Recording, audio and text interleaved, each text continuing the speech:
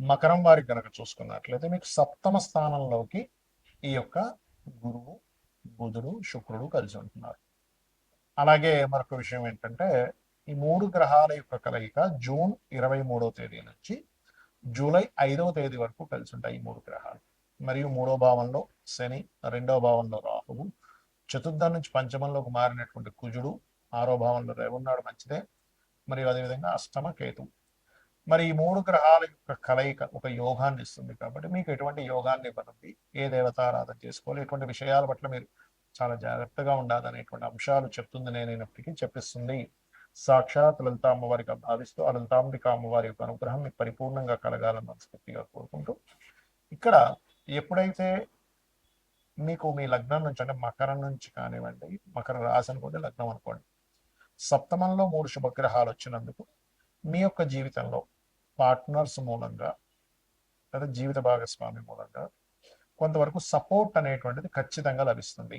రెండవ విషయం, వివాహం కోసం ఎప్పటి నుంచో మీరు చేసే ప్రయత్నం, అందులో ముఖ్యంగా ఇష్టపడిన వారిని, బంధువర్గంలో ఉండేటువంటి వారిని, మీరు ఎక్కడైతే చదువుకున్నారో ఆ చదువుకున్న ప్రదేశంలో కలిగిన కొన్ని పరిచయాలు, అలాంటి పరిచయాల మూలంగా కలిగేటువంటి కొన్ని సంబంధాలు రావడం అనేటువంటిది మీకు కనబడుతుంది.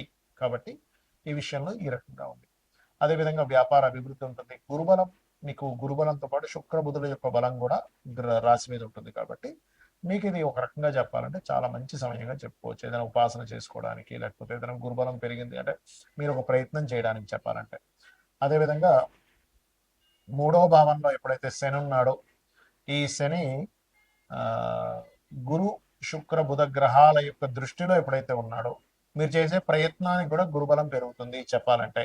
కాకపోతే కాస్త స్నేహితుల మూలంగా, ప్రేమ వ్యవహారాల మూలంగా కొంతవరకు చెప్పాలంటే కొంత స్ట్రెస్ అనేటువంటిది ఉంటుంది. స్నేహితులు, ప్రేమ వ్యవహారాలు, ఇటువంటి విషయాల మూలంగా అది ప్రధానంగా చూసుకోండి.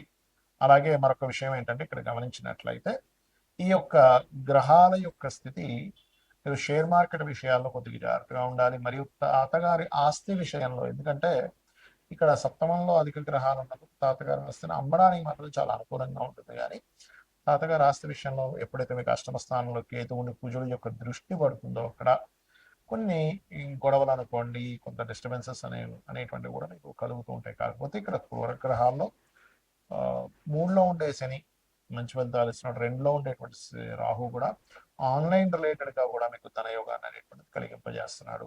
ఇక మీరు నిత్యము చేయవలసినటువంటి దేవతారాధన సుబ్రహ్మణ్యేశ్వర స్వామి యొక్క ఆరాధన, లలితా సహస్రనామాల యొక్క శ్రవణం చేయండి, పఠనం చేయండి. మరియు అదేవిధంగా ఓం దుమ్ దుర్గాయ నమః అనే మంత్రం చేయండి, మీకు అన్ని విధాలు బాగుంటుంది. మీనము వారికి కనుక చూసుకున్నట్లయితే మీకు జూన్ 23వ తేదీ నుంచి జూలై 5వ తేదీ వరకు గురువు, శుక్రుడు, బుధుడు, ఈ 3 గ్రహాలు, 3 శుభగ్రహాలు పంచమ స్థానంలో కూర్చుంటున్నాయి.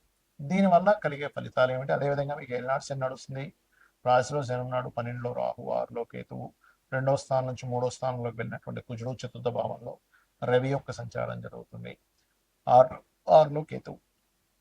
మరి ఈ ఏనాడు శని ప్రభావం ఎలా ఉండబోతుంది? 3 గ్రహాల యొక్క కలయిక మీకు ఎటువంటి మంచి ఫలితాలను ఇవ్వనుంది అనేటువంటి విషయాలు చెప్తుంది నేనైనప్పటికీ చెప్పిస్తుంది సాక్షాత్ లలిత అమ్మవారిగా భావిస్తూ ఆ లలితాంబిక అమ్మవారి యొక్క అనుగ్రహం మీకు పరిపూర్ణంగా కలగాలని మనస్ఫూర్తిగా కోరుకుంటూ, పంచమ స్థానంలో ఎప్పుడైతే ఈ గ్రహాలు ఉన్నాయో, ఇది ప్రధానంగా మీరు తీసుకునే నిర్ణయం. ఒక్కోసారి చూడండి, అబ్బా ఆ రోజు మంచి నిర్ణయం తీసుకున్నాను, దానివల్ల నా లైఫ్ బాగుంది అంటూ ఉంటాం. మంచి డెసిషన్ తీసుకోవడానికి చాలా బాగుంటుంది. ఒకటి, రాజకీయ నాయకులకి చాలా అనుకూలమైనటువంటి స్థితిగతులు ఇది.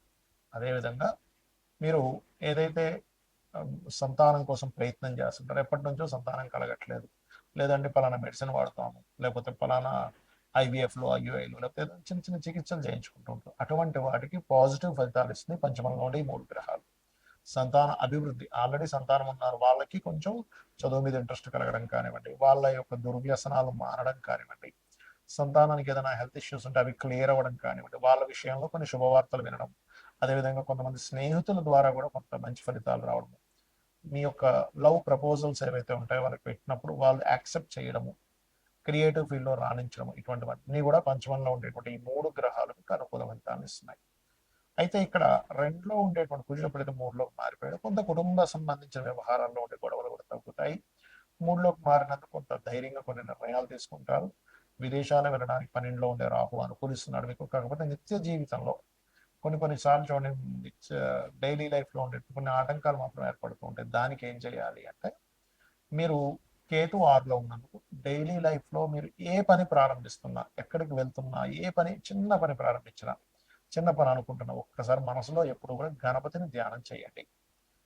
అలాగే ఏనాల్సిన ప్రభావం గురువు యొక్క దృష్టి వల్ల తగ్గుతుంది. మీకు ఇప్పుడు అవ్వాల్సిన అంటే లేట్ అవుతున్న కాస్త మూమెంట్ అనేటువంటిది ఉంటుంది. మంత్ర సాధనకి ఇది మంచి సమయం. 12వ మనకి లగ్నం నుంచి పంచమ స్థానంలో ఎప్పుడైతే గురువు ఉన్నాడో, శుక్రుడు బుధుడు కూడా కలిసి ఉన్నాడు. మంత్ర సాధన చేయడానికి, ఎవరి దగ్గరైనా గురువు దగ్గర మంత్రం తీసుకోవడానికి, మరి ఉపనయనాది సంస్కారాలు చేయించుకోవడానికి చాలా మంచి సమయం ఇది చెప్పాలంటే. ఇది ఈ యొక్క గ్రహస్థితి మీకు చక్కటి అనుకూలమైనటువంటి వాతావరణాన్ని ఇస్తుంది. ఇక మీరు నిత్యము చేయవలసినటువంటి దేవత ఆరాధన ఏమిటి అని చెప్పి చూసుకున్నట్లయితే, మీరు దక్షిణామూర్తి యొక్క ఆరాధన చేయండి. శ్రీమాత్రే నమః అని మంత్రం చేసుకోండి.